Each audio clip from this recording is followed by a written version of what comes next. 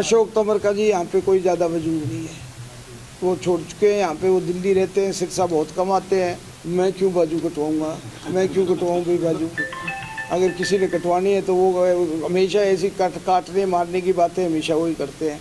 सिरसा का लक्ष्य coaching classes बना। एकमात्र विश्वसनीय संस्थान लक्ष्य कोचिंग क्लासेस में हरियाणा राजस्थान की बेहतरीन टीम के द्वारा अध्ययन करवाई जाती है। ऑफलाइन क्लासेस उपलब्ध, साथ ही अनुभवी टीम द्वारा निशुल्क स्टडी मटेरियल भी करवाया जाता है। उपलब्ध हरियाणा का एकमात्र संस्थान जिसने सबसे ज्यादा बेरोजगार युवाओं को दिलवाया रोजगार बिना देरी। आज ही चुनिए अपना लक्ष्य कोचिंग क्लासेस, सिरसा नजदीक बस स्टैंड, ऑपोजिट तलवार हॉस्पिटल। शर्मनाक घटना है, सरकार की दमनकारी राजनीति है ये। पीसफुली प्रोटेस्ट करना हर एक का हक है। किसान आराम से प्रोटेस्ट कर रहे थे, उनको पकड़ के उनकी पगड़ी उछाली गई, जो कि एक सम्मान का प्रतीक होती है, और इसकी मैं घोर निंदा करता हूँ। सरकार को माफ़ी मांगनी चाहिए। हालांकि उन किसानों को कल छोड़ दिया गया, लेकिन ऐसी घटना जो है बहुत शर्मनाक घटना है और बहुत निंदनीय घटना है। किसानों के साथ पीसफुली प्रोटेस्ट कोई भी कर सकता है। पीसफुली प्रोटेस्ट करना, अपने नारे लगाना हर एक का हक है। तो ये बहुत ही किसान ने जो सरकार ने किया है, ये सरकार की दमन नीति जो बात है वो दिखाती है। दमन की राजनीति कर रहे हैं, डरा रहे हैं, धमका रहे हैं, उनको अंदर डाल रहे हैं, जेलों में डाल रहे हैं बेमतलब किसानों को।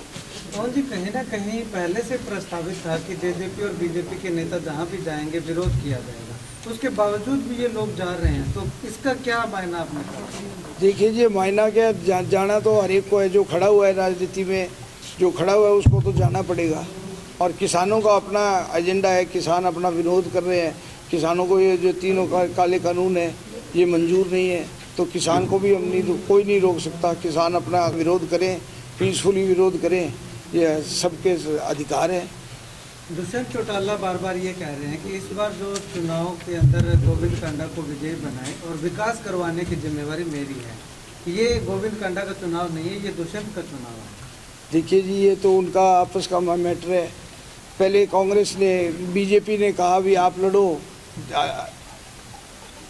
जेजेपी कैसे लड़ो, जेजेपी वाला कहते हैं आप लड़ो, और लेके कैंडिडेट लेके रूपा से उधार का कैंडिडेट लेके आए।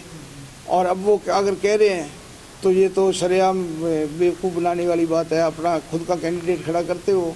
अभय सिंह चौटाला बार बार कह रहे हैं कि ये चुनाव उनका नहीं है, ये किसानों का चुनाव है, क्योंकि उन्होंने किसानों के लिए इस्तीफा दिया था। तो जीत होगी तो किसानों की होगी, हार होगी तो किसानों की। देखिए जी, किसानों में कितने एक बड़ी हितैषी है ये सब जानते हैं। कंडेला का कांड कोई नहीं भूला।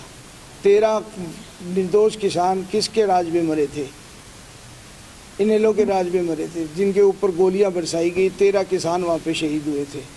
तो कितने बड़े किसान हितैषी हैं, ये तो इस चीज़ से जग जाहिर हो जाता है, कहने से कुछ नहीं होता। अशोक तंवर जो कि पहले कांग्रेस में रह चुके हैं, प्रदेश अध्यक्ष भी रह चुके हैं, उन्होंने आज इंडियन नेशनल लोकदल पार्टी को समर्थन दे दिया। ये तो पिछले चुनाव में भी उन्होंने दिया था, ये कोई नई बात नहीं है। 2019 में भी उन्होंने उनको समर्थन दिया था, तो ये कोई नई बात नहीं है। वो तो हमेशा ही ऐसे करते हैं।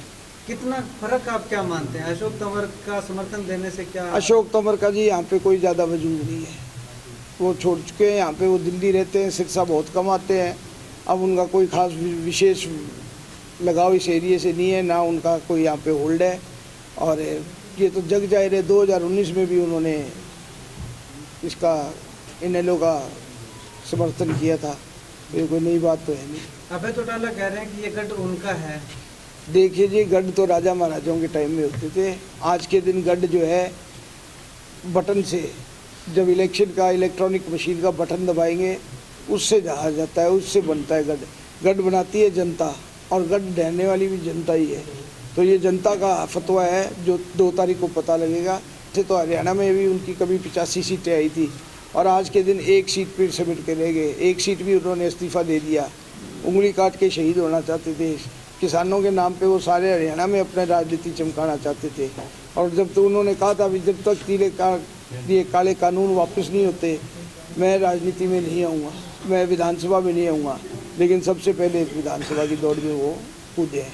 बटन का भी आपने जिक्र किया, क्योंकि पीछे जितने भी चुनाव हुए हैं तो भारतीय जनता पार्टी पे आरोप लगा है कि ये मशीनों के साथ छेड़छाड़ करके अपनी जीत दर्ज करवा लेते हैं। तो इस बार क्या लगता है आपको, ये हो सकता है? मेरे ख्याल में अगर ऐसी बात होती तो अन्य जगहों पे बंगाल में जो हुआ उनके साथ सबके सामने है। ये ईवीएम मशीन में कोई, मैं नहीं मानता भी ऐसी कोई बात है। ईवीएम मशीन बिल्कुल सही मशीन है और एक बिल्कुल फेयर इलेक्शन कमीशन द्वारा कराया जाएगा, क्योंकि वो एक इंडिपेंडेंट बॉडी है। इंडिपेंडेंट बॉडी होके इलेक्शन साफ सुथरा इलेक्शन। एक आखिरी सवाल करूंगा जी, अभी आपने कहा कि अभय चौटाला जो है वो उंगली कटवा के शहीद होना चाहते हैं। इस पे ये आपने पहले भी कहा था, इस पे अभय चौटाला का रिएक्शन लिया गया तो उन्होंने कहा कि पवन बहनवाल को बोल दो कि बाजू कटवा के शहीद हो जाए। मैं क्यों बाजू कटवाऊँगा? मैं क्यों कटवाऊँ भाई बाजू? अगर किसी ने कटवानी है तो वो हमेशा ऐसी काटने मारने की बातें हमेशा वही करते हैं। मैं क्यों बाजू कटवाऊँ? मेरी तो बाजू